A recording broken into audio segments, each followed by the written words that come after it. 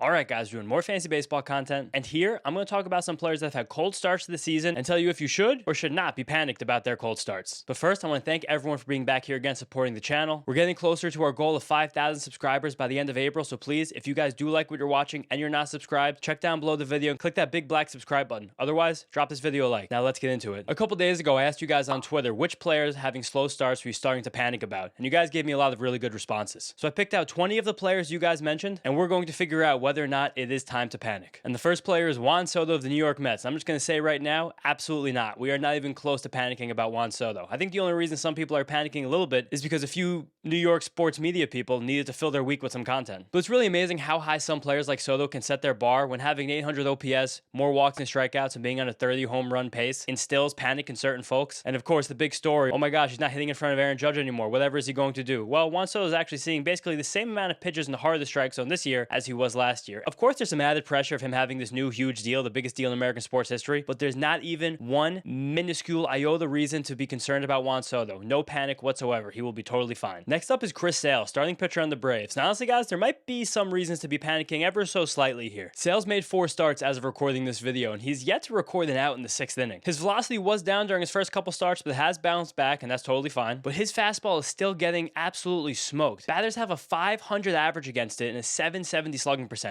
Those stats are so ridiculously bad, they're obviously unsustainable. And that fastball is still generating whiffs at the same rate that was last year, so it's not too much of concern there. But there always was a weird feeling heading into this season with Sale, just because of how last year ended, with the mysterious back injury that kept him out for the last 2 weeks and made him totally unavailable for the Braves playoff push. Something else that's really weird about Sale right now is that he's dropped his arm slot a lot. He was always very much a sidearm thrower, but he's dropped it significantly more to start the season, going from 11 degrees all the way down to 7 degrees. Basically a pure sidearmer at this point. That's changed the movement on his fastball a little bit. That was never really a big deal for Sale because he's such an east-west kind of pitcher, always being a pretty exaggerated sidearmer. But it seems like so far this season, this is forcing him to change his game planning on that fastball. Even as an east-west guy, he was still locating that fastball up in the zone and generating swings and misses on it. But so far this season, he's focusing on throwing that fastball a lot more on the edges and low rather than high, which is where he lived and was successful last season. So with that change in game plan, whether it is a true change in game plan through only 4 starts, either he doesn't believe that the fastball anymore can miss bats at the top of the zone, or he's unable to execute and get that fastball where he wants it to be. Either one of those to me is a sign for concern. His slider also has a lot less depth from this new arm slot, of course, because he dropped his arm slot down. He's getting less downward movement on that ball, much more side-to-side movement. Bottom line, when you see a pitcher drop their arm slot this drastically, especially one that's as good as Sale is, either they are trying to avoid injury, and we see some pitchers talking about this sometimes,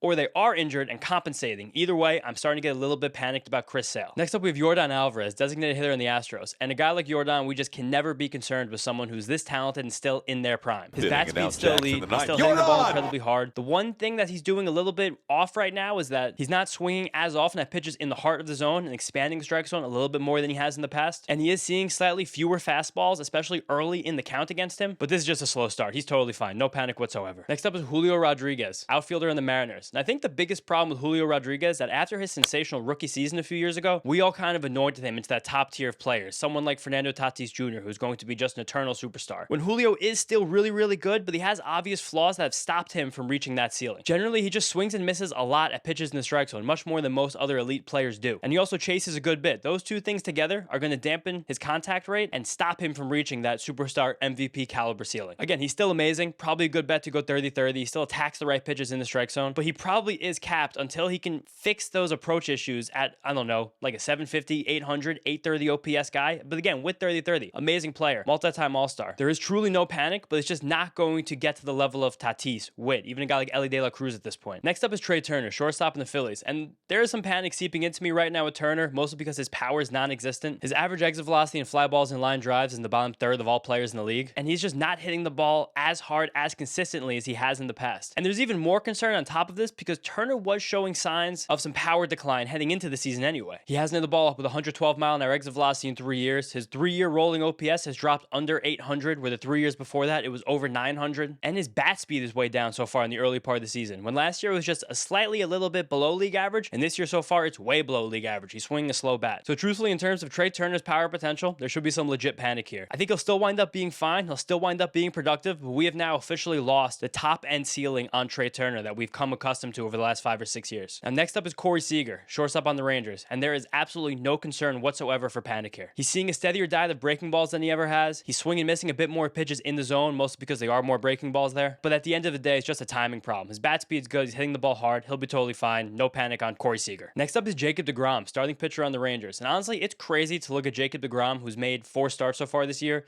and see his ERA starting with a 4 and his strikeout rate barely hovering around 20%. But deGrom was featured on my buy low video last week, and I'm sticking to that take. Mostly because right now, he's just trying to relearn how to pitch at 96, 97 miles an hour compared to the 99, 100 miles an hour he was sustaining but then getting hurt with his last few years on the Mets. And that goes along with a slider that's dropped down to 87, 88 miles an hour as opposed to 91, 92, even 93 miles an hour at times. And it is funny saying that that's a downgrade for deGrom because for any guy in the league, that would be some of the best stuff they've ever thrown in their life. And deGrom still does have top-end stuff. He just has to command it a little bit better now that it's not the best stuff on planet Earth. And really, his command is fine. It's just not pinpoint like it always was before the injury. There probably are some mechanical adjustments going on for deGrom to not max out and exert himself as far as he possibly can with every single pitch he was throwing, like he was when he was sitting 100 miles an hour and blowing out his arm every few months. Also, with serious arm surgeries, the command is what comes back second when the stuff comes back first. A pitcher will have to reestablish their mechanics, and that can take a little bit longer than just the raw stuff coming back and popping. So I think deGrom's in that area right now where the stuff is back and ready to go, but he still needs to work within his body and find those mechanics that can get his command totally back on track. Also, he's giving up tons of home runs right now, and that home run rate will come down with a larger sample size as the year goes on. And I really like what I've seen from his changeup, mixing that in as a true third pitch to go along with that fastball and slider. He's trying to get the curveball in there too. The shape isn't great, not like it was years and years ago when he was throwing it, but he's still working with a lot. I'm not panicking at all on Jacob deGrom, mostly because he's healthy. That was the biggest question mark. Let him work into his new mechanics and let's see what he's got. Next up is Matt Olson, first baseman on the Braves. And I think Olson, similar to Julio Rodríguez, the worst thing he ever could have done for his fantasy value and perspective is have that 50 homer, 1,000 OPS season a few years ago. Because he was always just a really good player, great power hitter, good contributor, but then you're like, oh my gosh, Matt Olson, MVP, high round draft pick, let's get him in here. And he's just not that guy. And weirdly, right now is the most passive he's ever been at the plate. His swing rate is down 7 percentage points, which means he's swinging significantly less often, and that's helping him both draw more walks and chase fewer pitches out of the strike zone, but also means that he's letting way more hittable pitches go by him that he should be attacking. And truthfully, I don't know if I like that strategy for Olson because the thing he does best is hit the ball incredibly hard. So the less he swing at hittable pitches, the less damage he can do and the less he can produce. I think that's where he's kind of stuck right now. But also, he has seen more breaking balls this year, so maybe this is just a function of him fastball hunting and wanting to hit those pitches. Also, Olson has talked a lot during his career about trying to close the hole in the top of the strike zone that he's had, and last year he kind of overdid that and then didn't really do a good job of closing that hole and also didn't do as much damage on pitches low in the zone, which have always been his bread and butter. But this year he's covering both those zones better than he was last year in a small sample. So overall,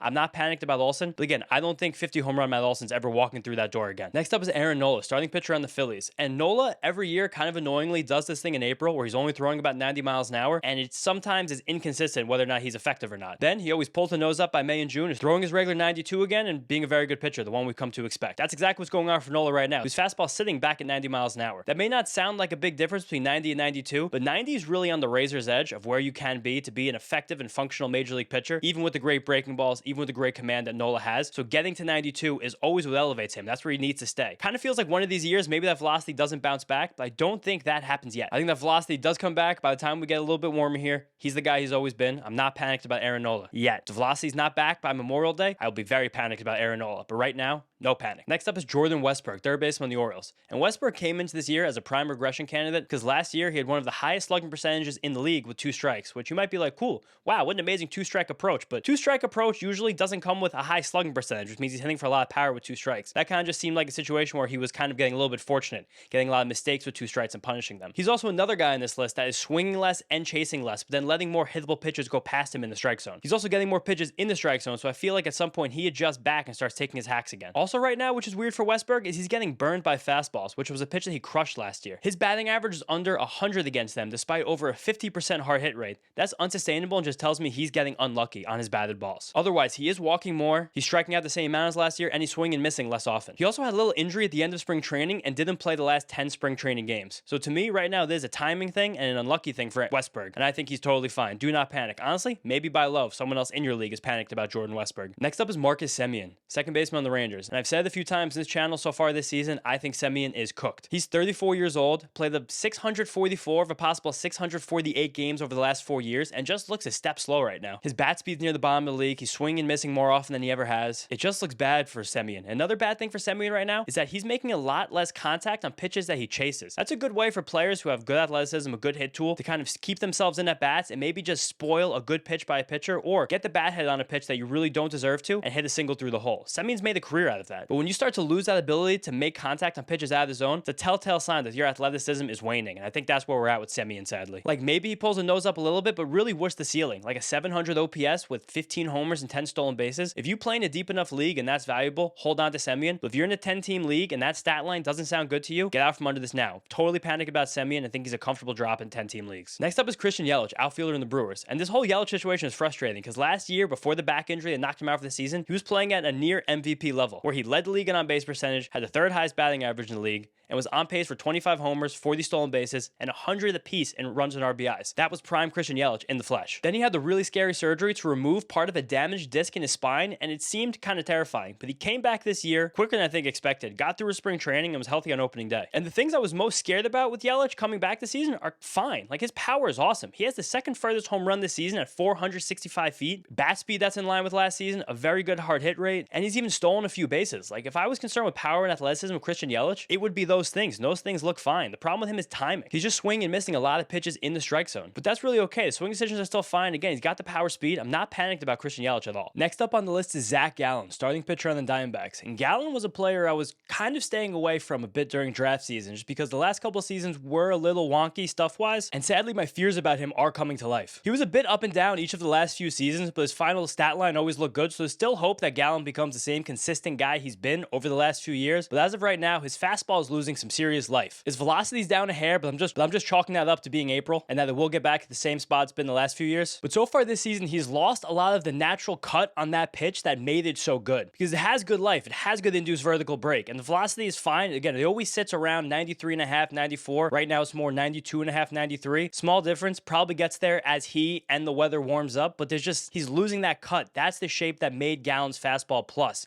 and made it play up with slightly below league average velocity. And as he's lost that life on the pitch, he's been more hesitant to throw it up in the zone. But more worrisome with Gallen, his knuckle curveball just hasn't been the same so far this season. It has a few more inches of horizontal movement on the average, but that's not because he's been intentionally trying to throw that pitch with a little bit more horizontal movement. It's more so because the pitch has had inconsistent movement as the season's gone on. He can't really wrangle that pitch, and that's always been his out pitch. So much so that in his last start, he actually threw more changeups and knuckle curveballs, which again is crazy because the knuckle curve has been Gallen's pitch since he became a major leaguer. I am kind of concerned. It's not full-blown panic, but right now, if I had to rank all my starting pitchers, which I will do in the beginning of May, a refresher on my top 50 starting pitchers, Zac Gallen's probably not going to be in the top 40 on that list. Moving on, we have Luis Robert, outfielder on the White Sox. And Robert has probably been the player you guys have asked the most questions about, both in my comment section and to me on Twitter. And I'm definitely worried about him. But it's not so much because of him, it's more because he's just stuck in a black hole situation with the White Sox. They are such a catastrophe. That lineup is so abysmal. The mood, the vibe, everything is horrible, and it's dragged Robert down with it. Definitely of some fault of his own, because he had that huge, great, amazing season 2 years ago. He could still be playing great. Players play great all the time on bad teams, but now we're on a year plus where Robert has not been able to pull himself out of the despair that his White Sox team is. But ironically, right now, he's walking more than he ever has in his career and making some of the best swing decisions he's ever made. Funny how that works. But I am panicking if he remains on the White Sox. He probably is getting to be a drop in 10-team leagues at the moment because there's just no signs of life. But the second he gets traded, if he winds up a Philly, if he winds up a Met, if he winds up a Dodger, hopefully not, he's going to skyrocket and probably be an all-star caliber player again the second that happens. So you guys know if you drop him, he will get traded immediately. Next up is another player I've been asked about a lot, Brent Rooker, DH and outfielder on the Athletics. I get a little bit scared of profiles like Rooker's. I always tend to avoid drafting them to my teams because while he has top-line power, he's a very bad contact rate. When you can mix those two things together and you're hot, you wind up having a 40 homer season like Rooker just did. But when that happens and you're cold, you'll go long stretches of time where you're just simply not hitting the ball in play enough to let that power play up. And it's not like he's not swinging at the right pitches. It's not like he's chasing too often. He's not doing that. Swinging decisions are amazing, but it's just making contact on pitches in the zone sometimes. Just a big, powerful swing, and he misses a lot. It's very similar to the player archetypes like Adolis Garcia, Jake Berger, Eugenio Suarez. And these guys have been really prone to major hot streaks and major cold streaks in their career. I do think Rooker is a better player than those guys. I think he has more top-end power. I think there's a higher ceiling,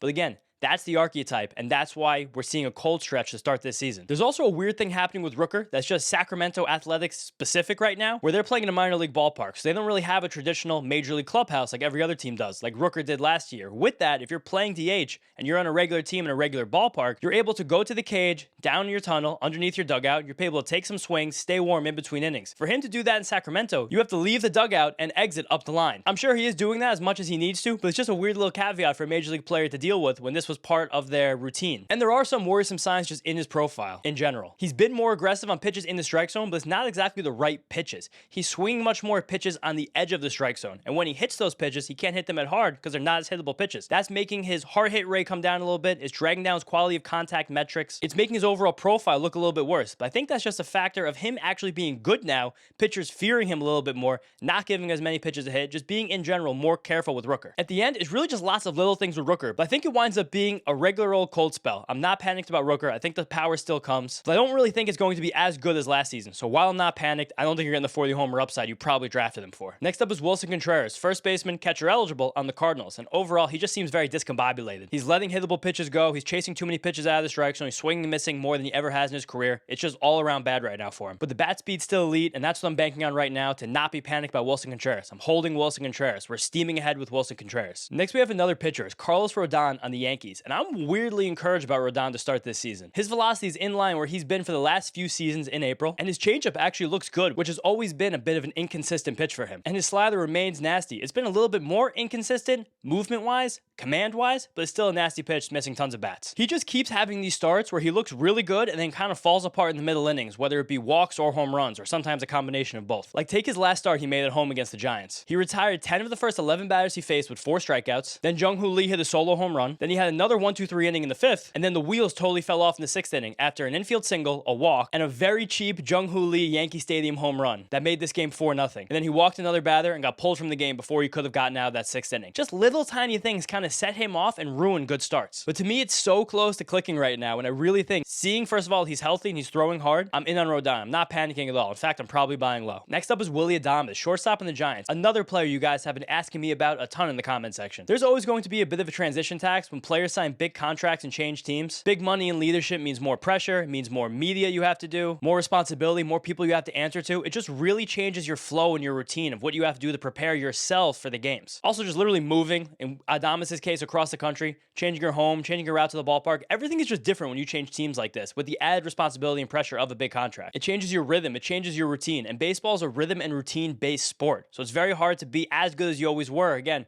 when you sign his new contract and head to a new team. But past that, Adames had a lot of things working against him this year in general, going from the Brewers to the Giants. It's a much worse ballpark to hit in, which is going to hurt a player like Adames, who has just fine power and not standout power. His home run potential was always coming down this season, and you knew he wasn't going to steal as many bases, because if you look at his stolen bases for his career, there was a really big spike in his contract season. I wonder why that was. He was also quite bad 2 years ago, then he had the one big spike year in the contract year, so it's not exactly the most consistent player anyway. On top of that, the NL West is much tougher competition than the NL Central, and he has a slightly worse lineup around him, especially in the first half last year when Christian Yelich was crushing. Again, I do think he winds up being fine. He will pull the nose up. He will be somewhat productive, but I do think it's a panic based on where you draft them. If you guys are in an 8-team league, there might be a more exciting shortstop out there in the waiver wire. 10-team league, you give him another couple of weeks, maybe another month till Memorial Day, and then you make your decision, but he is getting to be on that cut line at 10-team league. Next up, we have Triston Casas, first baseman on the Red Sox, and with Casas, it just looks kind of clunky all the time. It looks like his legs, his arms, his torso, it looks like they all kind of got fused together from different bodies, and he's trying to put them all together to have really good hand-eye coordination that needs to play baseball, and just not working. He swings hard, he hits the ball hard, and I like that, but there's just too much swing and miss, and again, it's just kind of a clunky setup. On top of that, he is sitting against left-handed pitchers, which really dampens any player's value in a weekly fantasy league, just losing those couple games a week. Again, he's still hitting the ball hard, he probably does bust out at some point, but if you guys are in a 10-team league, there probably are better options. Holding Casas, as he's been ice cold through these first few weeks of the season, you've probably missed out on guys like Tyler Soderstrom, Spencer Torkelson, and Ben Rice, 3 monster breakout first basemen that you didn't have the opportunity to get because you were holding on to a cold Triston Casas. At the end of the day, there's a good chance that all 3 of those guys outperform Casas by the end of the season. Maybe he does catch fire. I can still see him getting near 30 home runs, especially in Fenway Park, but I'm panicked if you were expecting a big ceiling on Triston Casas, because maybe that happens next year,